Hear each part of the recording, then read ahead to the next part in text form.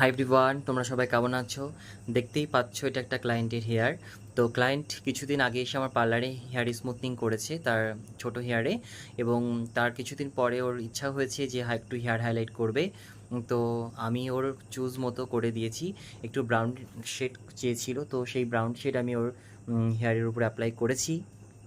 তো অ্যাপ্লাই করার পর দেখো, ওর প্রত্যেকটা হেয়ারের পার্টিকুলার হিসাবে সেকশন অনুযায়ী আর ওর হেয়ারটাকে আমি সিলভার ফয়েলের সাথে অ্যাড করে দিয়েছি।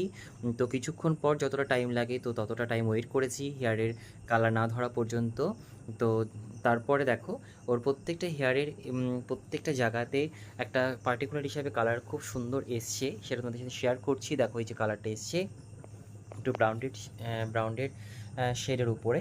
তো তোমাদের কেমন লাগলো প্লিজ কমেন্ট করে জানিও। ক্লায়েন্টের তো খুবই পছন্দ হয়েছে।